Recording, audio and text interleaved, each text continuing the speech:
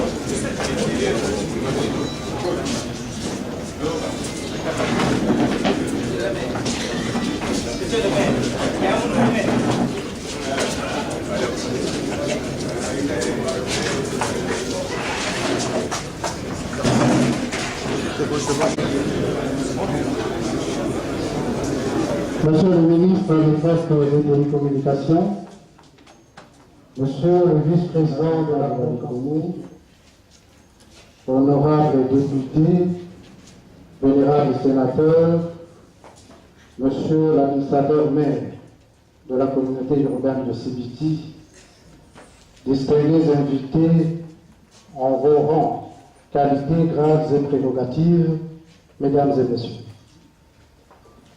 Le 13 août 2013, devant le Parlement réuni en congrès, le président de la République, son Excellence Denis Sassou Nguesso, a annoncé la tenue des festivités marquant le 54e anniversaire de l'indépendance du Congo, ici à Sibiti.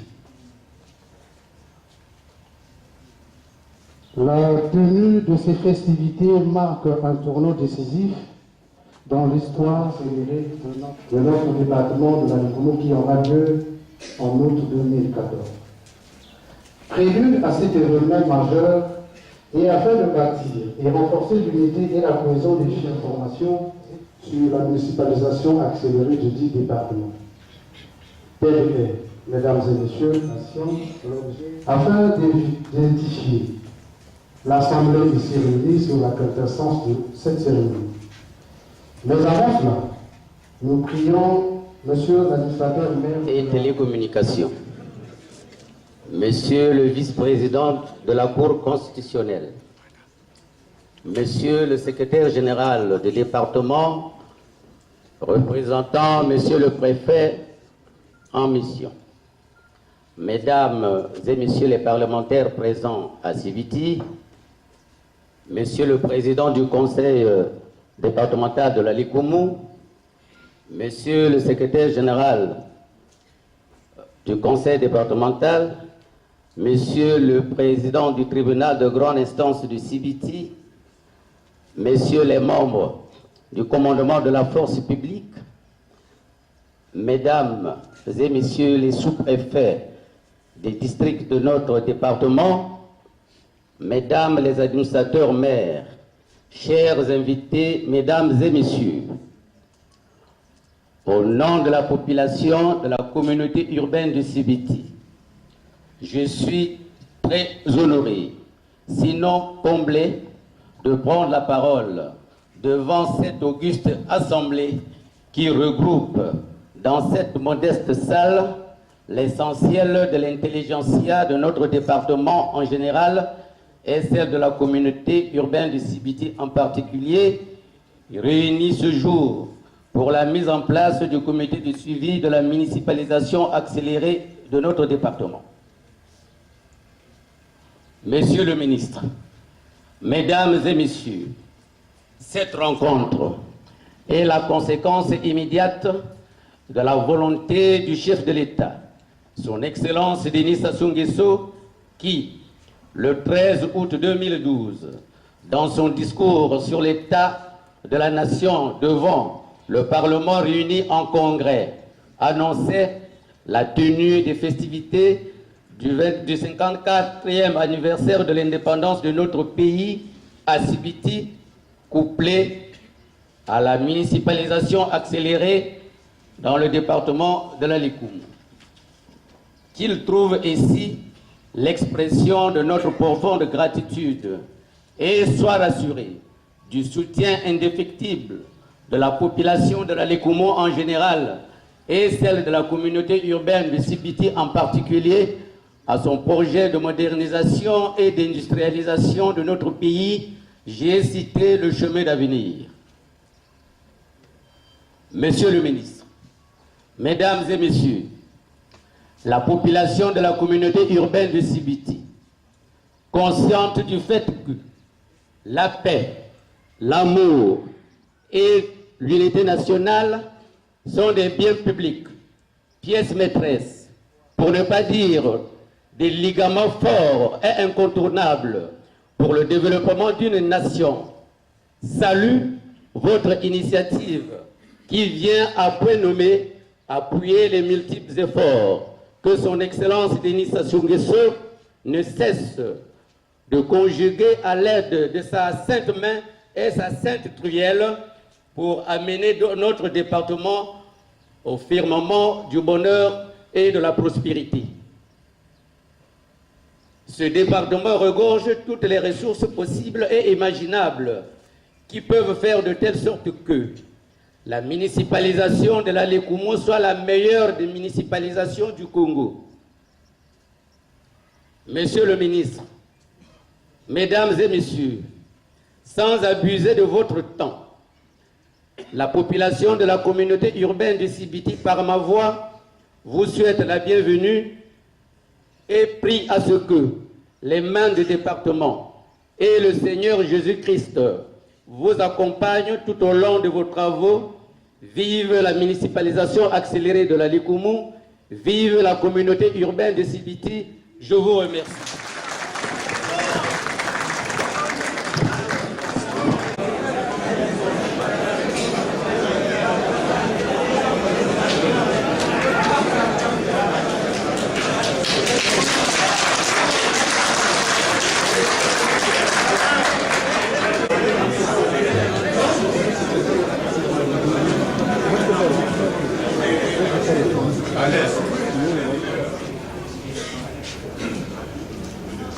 Monsieur le vice-président de la Cour constitutionnelle, Monsieur le secrétaire général du département représentant le préfet de la Likoumou empêché, Monsieur le président du conseil départemental, vénérables parlementaires, honorables parlementaires, mesdames et messieurs, membres des institutions constitutionnelles de la République, mesdames et messieurs les anciens ministres élus et cadres tant politiques qu'administratifs de la République, mesdames et messieurs membres de la société civile, mesdames et messieurs, chers parents.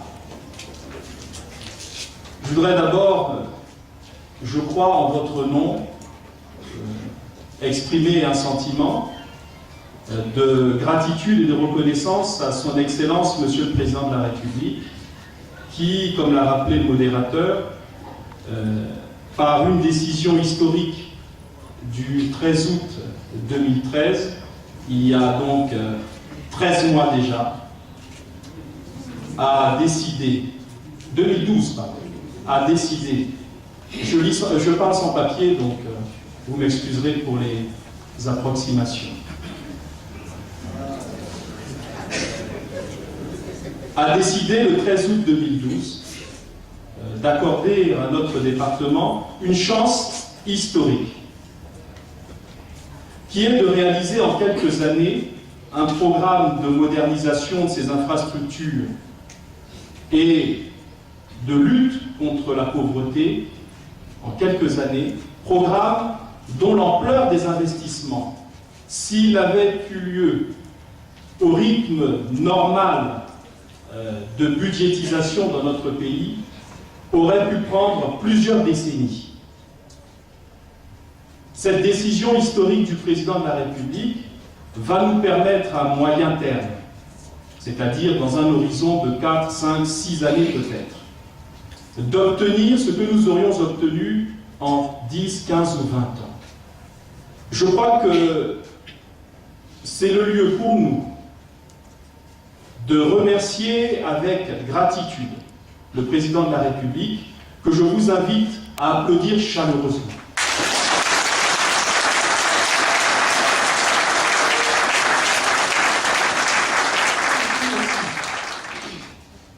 De nous rappeler le souvenir et la mémoire de ceux de nos parents qui ne sont plus là, responsables politiques, administratifs, chefs traditionnels, toutes celles et tous ceux qui ont connu notre département dans sa splendeur et qui malheureusement nous ont quittés à un moment où nous constations tous sa décrépitude, ou du moins son besoin de modernisation et son besoin de renaissance. Il s'agit pour nous de nous montrer dignes de leur mémoire. Et à cet effet, je souhaiterais que nous prenions une minute de silence et de recueillement à la mémoire de l'ensemble de nos parents, nos ancêtres, s'il vous plaît.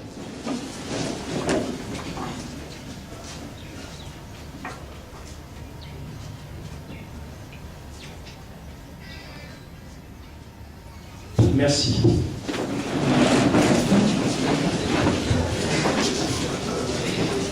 Je disais que cet événement est historique. Il est historique parce que depuis plusieurs années, le président de la République a initié cet important projet qui accélère, comme son nom l'indique, municipalisation accélérée, le processus de modernisation et d'installation des infrastructures dans les départements élus choisis par le président. Pour ceux qui ont accompagné l'État dans les différentes municipalisations accélérées depuis 2004, Pointe-Noire, je les cite de mémoire, Pointe-Noire, Mfondo, Dolisie, Evo, Kinkala, Owando, Djambala, Brazzaville, pour des raisons diverses. Ceux qui ont cheminé avec le président de la République à l'occasion de ces municipalisations, ceux qui voyagent à travers le pays pour des raisons administratives, politiques ou personnelles, ont pu toucher du doigt les effets de la municipalisation accélérée dans les départements bénéficiaires. Nous venons récemment d'effectuer avec l'ensemble des corps constitués le voyage à Djambala. Nous avons vu Djambala au mois de mai, au moment du lancement officiel par le président. Nous avons revu Djambala au mois d'août. Il y a quelques années, nous avions vu Evo avant municipalisation et nous avons vu Evo après municipalisation. Et nous pouvons témoigner du caractère salvateur des projets qui ont été installés dans ces départements, qui ont changé physiquement le visage des départements concernés et singulièrement de leur chef-lieu. Alors, mon propos qui sera, j'espère, le plus bref et le plus clair possible, va s'articuler autour de deux notions. D'abord, qu'est-ce que la municipalisation accélérée? C'est quoi? Et deuxièmement, comment les cadres ressortissants du département bénéficiaire doivent-ils le mieux accompagner ce processus? Et enfin, il s'agira pour nous de proposer à la lecture de chacun la composition du comité de suivi tel que nous l'avons formulé. Qu'est-ce que la municipalisation accélérée? Je viens, je crois, de le dire pour l'essentiel, mais entrons un peu dans le détail. Il s'agit d'un programme gouvernemental qui est mené selon les orientations du président de la République par le gouvernement de la République. Ce projet consiste à permettre à l'État de concentrer sur une période de temps très courte, 1, 2, 3, 4 ou 5 années, un certain nombre d'investissements lourds en matière socio-économique, en matière d'éducation, en matière d'infrastructures sportives, en matière d'énergie, d'eau potable, la mise à niveau des administrations de l'État elles-mêmes, en fournissant à ces administrations un cadre de travail conforme à la dignité de l'État, c'est-à-dire des bâtiments administratifs et des logements administratifs, dans les différents districts qui composent le département, depuis le chef-lieu du département jusqu'au district de l'intérieur du département. C'est donc, en réalité, une accélération du projet gouvernemental, du plan national de développement et une concentration des moyens de l'État qui, à ce moment-là, sont souvent assez conséquents. C'est de l'ordre de plusieurs dizaines, voire plusieurs centaines de milliards de francs CFA. C'est donc une concentration de ces moyens pour que ce projet, à moyen terme, permette de changer le visage du département bénéficiaire. C'est donc pour nous, la DECOUM, l'occasion historique, je le dis, d'obtenir en quelques années ces infrastructures qui sont attendues pour deux sortes d'objectifs. D'abord, permettre une vie économique réelle dans notre département, pas seulement sur l'extraction de nos richesses naturelles, les mines ou la richesse forestière, mais aussi par le développement d'activités économiques pérennes à travers l'énergie, parce que sans électricité, on ne peut pas durablement assurer une activité économique, donc l'énergie, et à travers, pour ce qui concerne l'intérieur du département, des voies de communication, des routes, des voies de desserte qui permettent une circulation des hommes et des biens et qui permettent donc le développement d'une production de biens et de services. C'est cela, d'abord et avant tout, la municipalisation accélérée.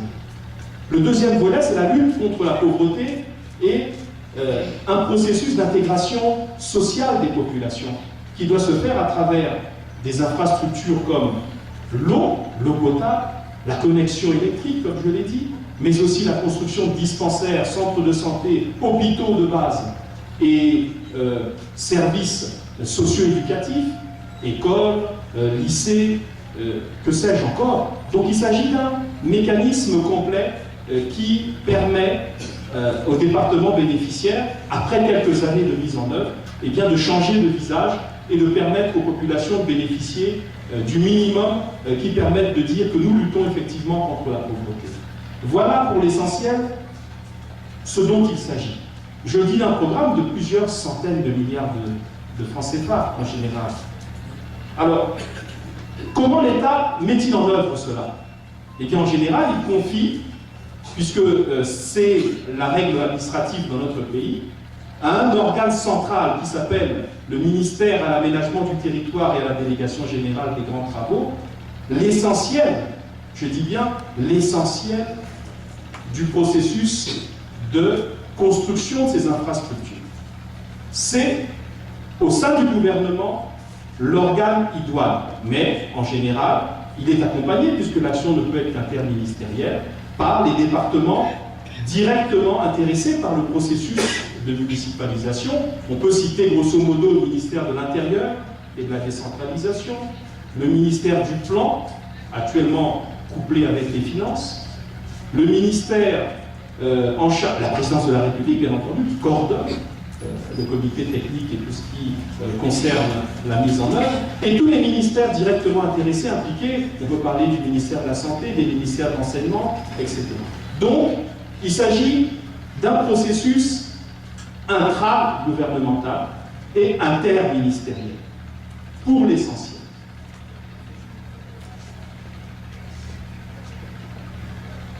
Alors, dans ce contexte, il convient de préciser une chose qui est absolument claire.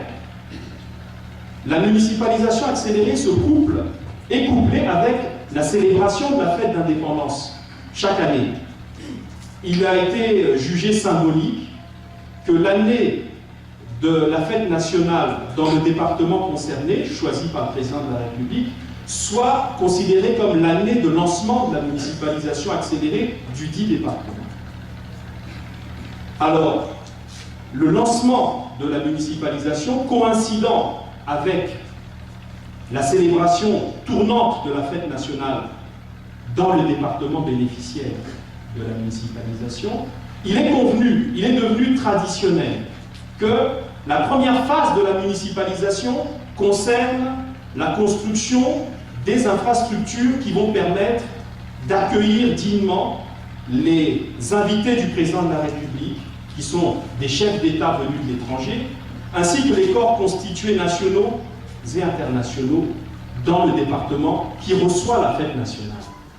Donc, la première phase de la municipalisation consiste en quelques mois à ériger un certain nombre d'infrastructures pour que la fête soit belle. Il s'agit pour l'essentiel du boulevard qui doit accueillir le défilé civil et militaire. Il s'agit de la construction du palais présidentiel pour que le président puisse passer avec nous pour la première fois presque une semaine. En général, c'est à peu près ce qui arrive. Ainsi que les conditions d'accueil et d'hébergement des chefs d'État étrangers et des invités et hôtes de marque du président de la République, la construction d'une gare routière, je cite comme ça à la volée, généralement la construction d'un stade pour accueillir la finale des différentes coupes du Congo masculines et féminines, la construction des ouvrages de base dans le chef-lieu pour permettre que notre chef-lieu de département présente la meilleure apparence possible pour accueillir tous les autres qui viendront nous assister.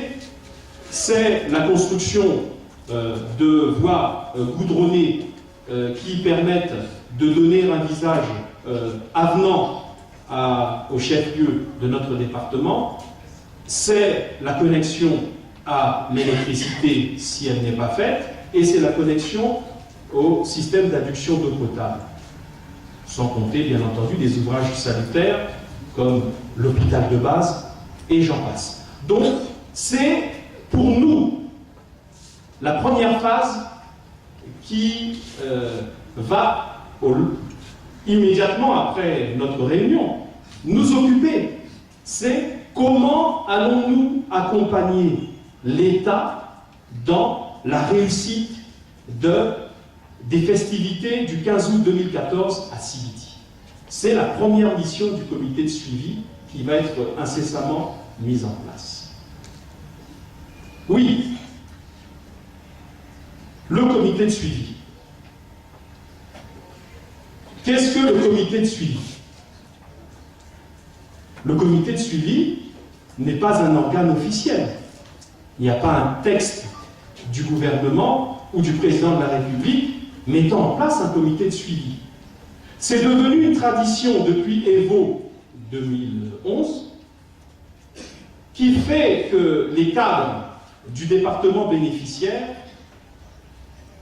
aient décidé depuis Evo, en passant par Kinkala, Djambala et aujourd'hui Sibiti, de s'organiser pour accompagner l'État.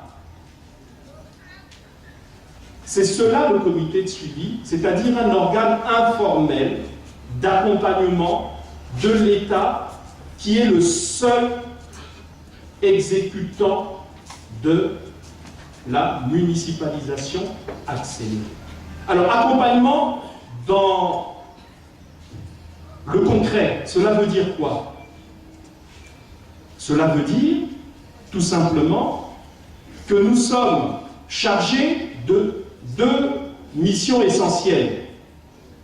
D'abord un objectif et deux missions essentielles. L'objectif, c'est de permettre que nous fassions honneur à notre département et que nous rendons à la République les honneurs qui lui sont dus, parce que pendant 4, 5, 6 jours, nous allons accueillir une partie de l'Afrique, à travers des chefs d'État qui viendront ici pour la première fois à Sibiti, et l'ensemble des corps constitués nationaux et des corps constitués internationaux présents dans notre pays. C'est donc un défi important. Comment nous, qui sommes les originaires, que nous résidions ou pas dans le département, allons-nous nous organiser pour accueillir dignement ces autorités-là, qui vont séjourner dans notre département pendant plusieurs jours? C'est une mission essentielle. La deuxième mission, et elle est bien entendu une mission de témoin, une mission d'aiguillon, c'est-à-dire, puisque nous pensons légitimement qu'il s'agit pour nous d'aider nos parents restés dans le département, pour que, après la municipalisation, on n'ait pas l'impression qu'il y a eu un coup pour rien, que les choses se sont passées et on ne sait pas trop si on a vu un effet concret. C'est donc faciliter le contact, les échanges d'informations entre ceux qui exécutent, c'est-à-dire l'État, qui désigne les opérateurs économiques, qui vont faire les ouvrages et qui vont installer les infrastructures. De faire que l'information circule, parce que l'État qui confie à des opérateurs, à ses propres organes de contrôle, mais il est quand même, d'un point de vue politique et symbolique, important que ceux qui vont bénéficier des infrastructures, c'est-à-dire nous-mêmes, nous les représentants du département, mais aussi les citoyens habitants dans le département, eh bien, nous soyons à même de dire, attention, ça c'est en train d'être bien fait, ou attention, nous pensons qu'il faut corriger de telle manière. Mais le tout dans une mission de témoignage, pour alerter l'État quand il faut l'alerter, ou pour l'encourager là où il faut l'encourager. C'est cela le rôle du comité de suivi. Comité d'accompagnement, comité consultatif, comité de témoignage, avec deux fonctions. Un, nous organiser pour que les choses se passent bien, au mieux des intérêts des ressortissants du département, donc accompagner l'État, lui servir d'aiguillon, de témoin, mais aussi, et c'est là l'essentiel de notre mission, il faut que nous en ayons pleinement conscience. Je vais vous faire une confidence. Le 16 août 2013, il y a quelques semaines, quand les lampions de la fête à Djambala se sont éteints, nous étions à l'aéroport, le gouvernement et les corps constitués invités, pour saluer le président de la République et son épouse qui regagnaient Brazzaville après la fête. Et au moment où le président de la République saluait avec son épouse les membres du gouvernement, le couple présidentiel s'est arrêté quelques instants devant moi, en me disant « Monsieur le ministre, c'est votre tour pour Sibiti 2014. Faites que les municipalisations soient plutôt en train d'améliorer leur qualité d'année après année et ne faites pas que les choses qui se sont à peu près bien passées à Djambala puissent retomber dans des mauvaises habitudes à Sibiti. Et on compte sur vous pour que cela soit fait comme cela à Sibiti. J'ai répondu par une plaisanterie, j'ai dit à Madame l'épouse du chef de l'État, j'ai dit, maman,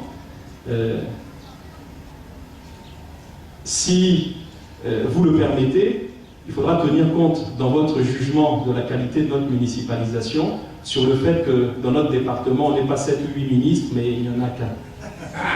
Donc, l'effort qui est demandé doit être proportionnel à cette situation particulière. Voilà ma réponse, parce qu'effrayé par la pression que nous sentons déjà sur notre département. Et cette pression, nous devons la partager parce que ce n'est pas la pression du ministre en charge aujourd'hui au gouvernement, non pas de la Légoumou, mais des questions d'ordre général qui peuvent à un moment donné concerner la Légoumou. Eh bien cette pression n'est pas seulement celle du membre du gouvernement que je suis, mais est notre pression à nous tous. C'est notre pression à nous tous. Et je vais même vous dire que le message a été plus précis encore.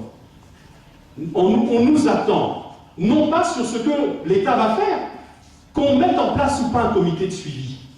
Eh bien, le boulevard sera fait, l'électricité sera mise à disposition, les infrastructures socio-éducatives seront construites, le goudron sera fait dans la ville. Parce que c'est l'État qui fait, c'est pas nous. C'est pas le comité de suivi, c'est pas les cadres, c'est pas les citoyens de la Légoumou qui vont faire. On ne nous attend pas là. Là, on nous attend dans un rôle de témoignage, dans un rôle d'aiguillon, comme j'ai dit. On m'a dit, ce jour-là, là où nous attendons les ressortissants de la Légoumou, comme on a attendu les ressortissants des autres départements, c'est sur votre capacité à accueillir correctement les festivités, à permettre que les gens qui viennent soient hébergés, soient accueillis, soient gérés de manière correcte, pour qu'en quittant Sibiti, ils se disent « la fête a été belle ». C'est cela le rôle du comité de suivi, en plus, justement, du suivi de l'action de l'État sur la municipalisation. Donc, ne faisons pas dire à notre comité ce qui n'est pas son rôle. Ne faisons pas dire à notre comité ce qui n'est pas son rôle. Si nous avons mis autant de temps à le mettre en place, c'est parce qu'il fallait, bien entendu, un travail pédagogique. Ce travail a été fait. Nous pensons être arrivés au terme de ce travail. Voilà pourquoi nous nous retrouvons en toute responsabilité devant vous, dans cette réunion solennelle de lancement du comité de suivi. Mais il faut d'ores et déjà que nous soyons conscients de ce qu'est le comité de suivi et de ce qu'il n'est pas. On ne nous attendra pas sur la construction des ouvrages, ce n'est pas nous. On ne nous demande pas de mettre le goudron dans notre capitale départementale. On n'attend pas que nous construisions les ouvrages, bâtiments et autres. On attend de nous, certes, que nous suivions pour que l'État fasse du mieux possible. On attend certes que nous soyons derrière les opérateurs pour empêcher qu'ils fassent n'importe quoi. Ça, c'est notre rôle aussi, de nous assurer que les choses se passent bien sur le terrain. Mais on nous attend surtout sur notre esprit de responsabilité, notre unité, notre rassemblement, notre capacité de nous dépasser sur nos capacités d'accueil, d'hébergement de celles et ceux qui nous feront l'honneur dans moins d'un an, dans 9 mois, et d'accueil, bien entendu de mobilisation aussi. C'est dans ce cadre qu'il faut bien relever que le comité de suivi n'est pas un organe politique. Ce n'est pas un problème de parti politique. Ce n'est pas un problème de tendance politique ou idéologique. C'est un comité réunissant sans exclusive l'ensemble des cadres politiques, administratifs et de la société civile intéressés par la réussite du processus. On sait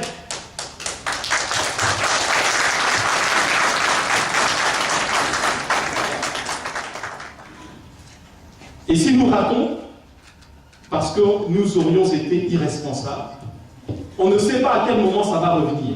Je peux même vous faire une autre confidence.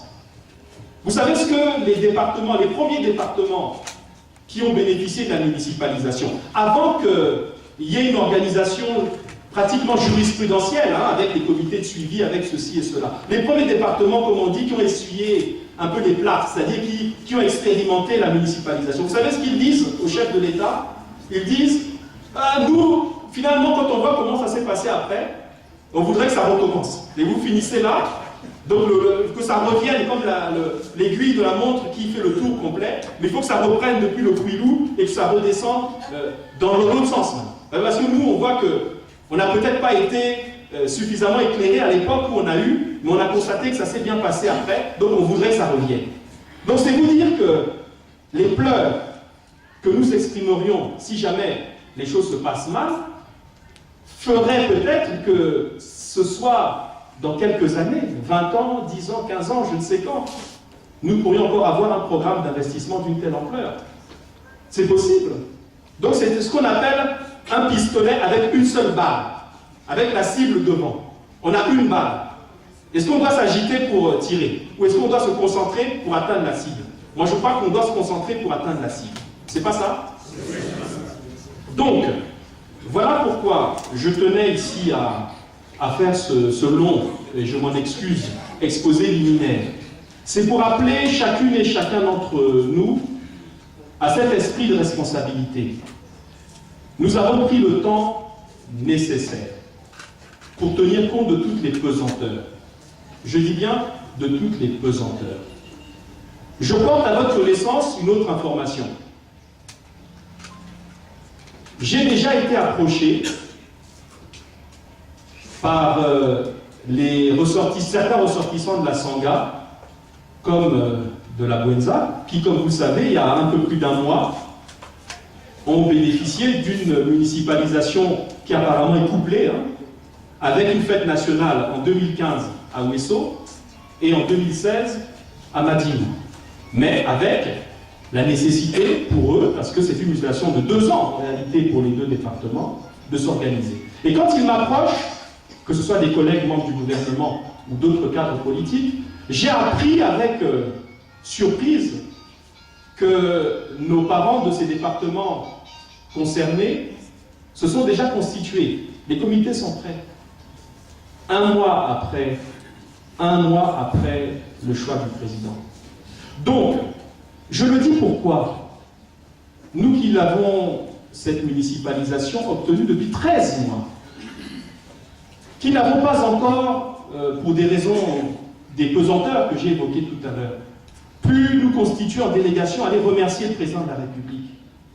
Si nous tergiversons aujourd'hui, nous risquons, et je crois que ça serait catastrophique sur le plan symbolique pour notre département, qui, encore une fois, a obtenu sa municipalisation il y a 13 mois, nous risquerions, si nous tergiversons, de voir nos frères de la Sangha qui ont déjà constitué leur comité, nos frères de la Bwenza qui se sont déjà réunis à 2 reprises. Nous risquerions de les voir, ces 2 départements, annoncer leur comité avant nous. Je ne crois pas que ce serait un signal positif qu'en tant que cadre d'horizons divers que nous sommes, élus, membres des partis politiques, hauts fonctionnaires, présidents d'institutions ou autres membres d'institutions, ce ne serait pas un signal positif que nous enverrions à l'État sur notre esprit de responsabilité. Et je crois que le rôle du comité de suivi, comme je l'ai dit tout à l'heure, 1, le suivi effectif de ce qui est fait par l'État, et 2, la mise en commun de nos moyens à nous les cadres, pour accueillir dignement les autorités qui viendront dans 9 mois. La mise en commun de ces moyens et le rôle de suivi, tout cela ne pourrait être efficace que si nous sommes crédibles. Or, si nous tergiversons, si nous continuons, je suis convaincu du contraire, mais si nous continuons au conditionnel, je dis bien, si nous continuions à tergiverser, eh bien nous risquerions de voir nos parents bénéficiaires après nous, il y a moins d'un mois ou un peu plus d'un mois, eh bien nous brûler et on aurait du mal à relever les défis qui sont devant nous. En conclusion, En conclusion, moi je souhaite que cet échange que nous devons faire à travers le comité avec les institutions de l'État soit un échange fécond, soit un échange utile. Parce que nous ne sommes qu'un comité informel, je l'ai dit. Je l'ai dit et répété, nous ne sommes qu'un comité informel. Qu'on se constitue ou pas, il y aura une municipalisation accélérée de la Lékoumou. Parce que ce ne sont pas les ressortissants qui l'exécutent, c'est l'État. Il faut que ce soit clair. Qui dit institution informelle, dit aussi absence de moyens financiers. Là aussi, il faut lever tout équivoque. Je me suis rapproché des membres du gouvernement qui étaient dans les comités de suivi précédents, que ce soit Kinkala, Evo ou Djambala récemment, en leur demandant comment concrètement ça se passe. Est-ce que la réponse à fusée, elle a été non. Non, l'État ne fait rien d'autre que de constater la mise en place par les ressortissants d'un comité. Et il appartient à ces ressortissants de s'organiser dans leur comité pour avoir les moyens d'assurer les deux missions qui sont celles de ce comité, le suivi et les conditions d'accueil et d'hébergement. J'ai posé une deuxième question, cette fois-ci interne au gouvernement.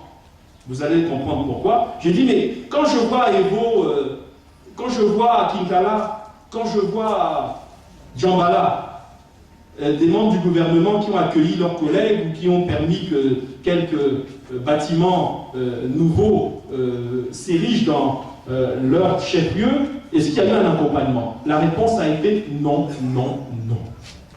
De même pour les autres cadres, d'autres institutions ou les cadres politiques qui ont décidé de manière bénévole de faire que, de leur point de vue, les conditions d'accueil dignes d'étrangers du département, c'est-à-dire d'autres Congolais venus d'ailleurs, ou d'étrangers du pays, c'est-à-dire nos invités étrangers, soient des conditions dignes.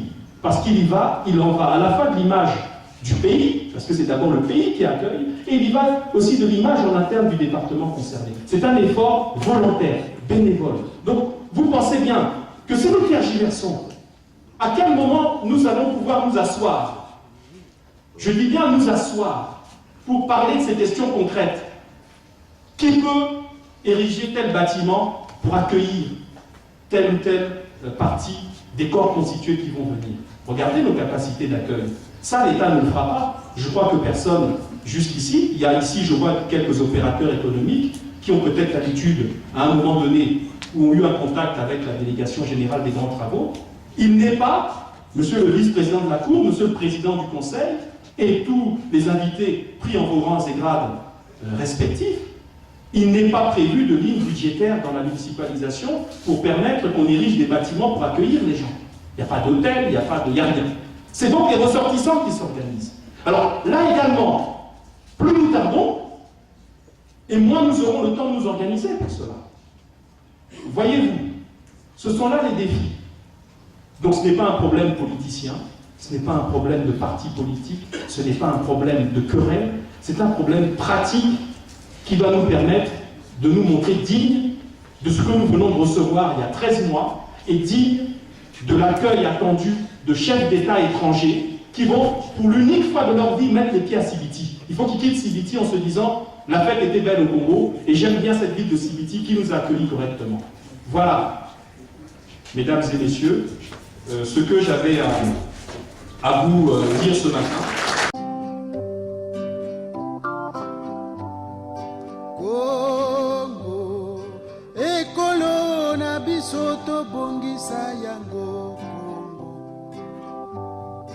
Congo, ekolo monene tobosana te Congo.